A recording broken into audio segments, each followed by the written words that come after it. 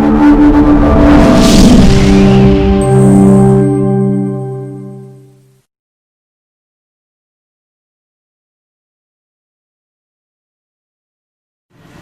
वालेकुम स्टूडेंट्स। आज बेटा पांचवा चैप्टर पढ़ रहे थे और बेटा पांचवें चैप्टर में कल हमने पेज नंबर 107 पे लॉ ऑफ ग्रेविटेशन सीखा था बेटा। आज हम बेटा इससे आगे चलेंगे।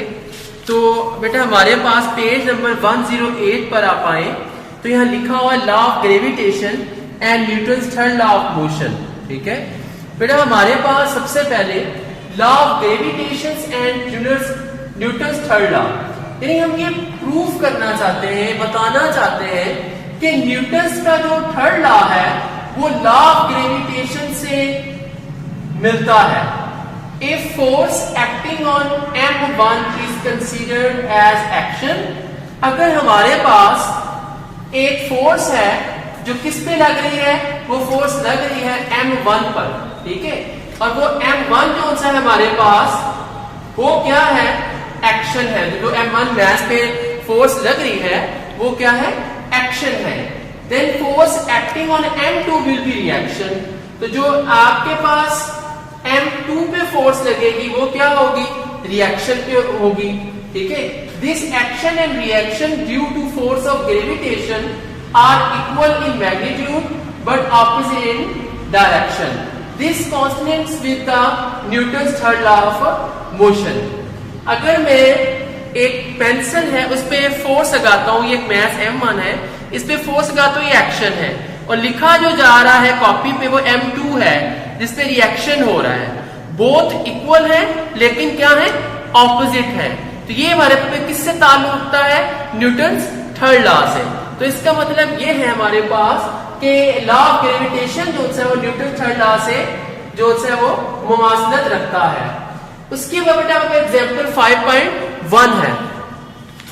5.1 एग्जाम्पल बेटा देखिए पेज 108 पर है और इसमें बताया जा रहा है कि two lead spheres each of mass 1000 kilogram are kept with their centres 1 metre apart, find the gravitational force with which they attract each other. हमारे पास दो लेड स्फीयर, स्फीयर कहते हैं गोल को, जिनका ईच का मास 1000 किलोग्राम है, दोनों का मास 1000 है। तो m1 भी 1000 किलोग्राम था, m2 भी 1000 किलोग्राम, और इन दोनों के में जो डिस्टेंस है वो 1 मीटर है। तो distance d is equal to 1 metre. आपको ग्रेविटेशन फोर्स चाहिए, तो ग्रेविटेशन फोर्स का जो formula from law of gravitation है वो क्या है बेटा, हमारे पास F is equal to g m1 m2 by d square. अब बेटा हम वैल्यू पुट करेंगे तो g की वैल्यू क्या थी हमारे पास 6.673 multiplied 10 raise to power minus 11, और इसी तरह m1 की 1000, m2 की भी 1000 है, और डिस्टेंस जो इनके दरमियान है उसकी वैल्यू 1 है। अब बेटा देखें मैंने 6.673 multiplied 10 raise to power minus 9 plus 6 लिख दिया है। हाँ जी, ये कैसे आया बेटा, देखिए ये 1000 और ये 1000, 1 2 3 1 2 3 3 3 6 बन गया। बेस हमारे पास 10 की है, माइनस 11 में बेटा प्लस 6 अगर हम माइनस कर देते हैं तो ये हमारे पास क्या आएगा, -5 आ जाएगा। तो अब बेटा हमारे पास जो फोर्स है इसकी value 6.673 multiplied 10 raise to power -5 आ गई। फोर्स का यूनिट क्या बेटा हमारे पास, न्यूटन है।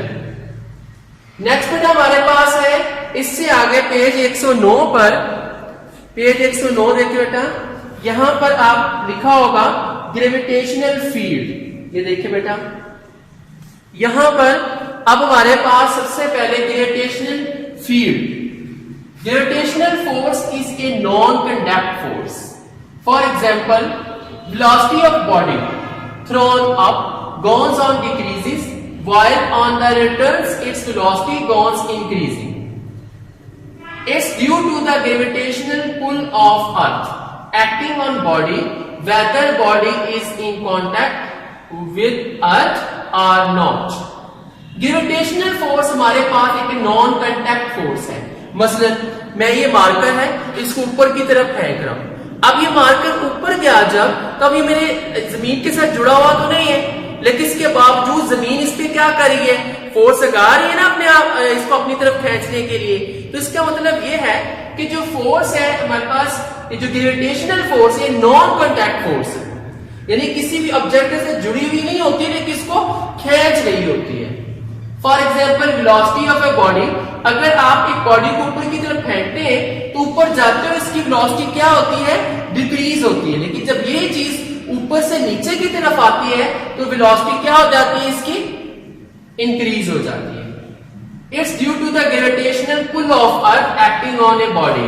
ये किसकी वजह से होता है, जमीन के ऊपर ग्रेविटेशनल पुल, ग्रेविटेशनल फोर्स की वजह से जो किसी बॉडी के ऊपर लग रही होती है। Whether body is in contact, आया कि बॉडी जमीन के साथ कॉन्टैक्ट है विद अर्थ आर नॉट, या नहीं है। Such a force is called field force. तो इस फोर्स को हम क्या कहते हैं, फील्ड फोर्स कहते हैं। ठीक है बेटा।